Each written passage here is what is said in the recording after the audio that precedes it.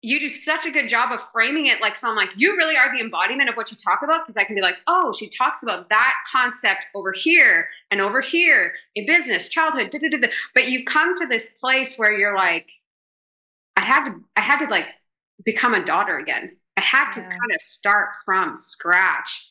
Mhm. And so for, as we're building, like what, how powerful is it to just be a daughter? It is the primary reason I wake up every day. And Mm, I'll say that from a place of woundedness as a daughter in the flesh who has a father who is currently still walking through his personal struggles of alcoholism, a mom that was literally like had so much trauma growing up. And that's a generational cycle that I've had to break. And to recognize at the end of the day that mom or dad, anybody who's faulted you, leader, mentor, grandma, whoever was even adopted you, that our Father in heaven cares for us and loves us way more than their ever earthly heart can say. And I say that as a mom who constantly reminds my mom friends, God loves your kid more than you, which seems yeah. astronomically impossible, but it is. And so the moments you're frustrated, God's not frustrated. He's wooing them into himself. And so being a daughter is the classifying identity that I want of all things at the end of my days. And that was a massive part of my testimony was I had this, what I refer to as a tombstone moment. And I think it's a really powerful exercise for people to do in the quietness of their soul is if you were to die today, what would authentically be etched onto your tombstone?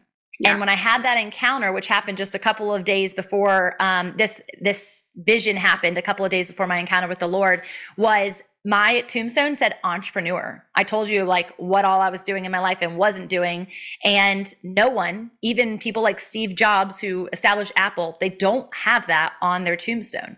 And the thing that I wanted from being a little girl, being a daughter, was I want to be a good wife and I want to be a good mom. And I was raised around Christianity in a pseudo-Christian household. I wanted to be a child of God. I wanted those to be things that identified me. But on that particular doomsday, that was not the case. Yeah. And so I constantly go back to this place of, I am going to dwell as a daughter of the King for eternity. I don't want to be buried. That's a whole nother conversation. But my tombstone will say, my identifying factor will say. And so does this partnership fail really matter? Does this friendship, pain really matter? Does this not achieving that accolade or that goal really matter?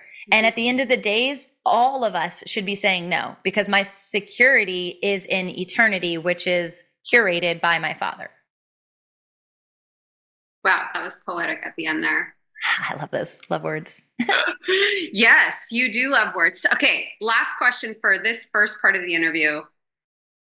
I have like seven questions, but you just talked about words, so I'm going to go with that. I'm like, tell us the power of words. You help people get their books out of themselves. You help them get it out into the world.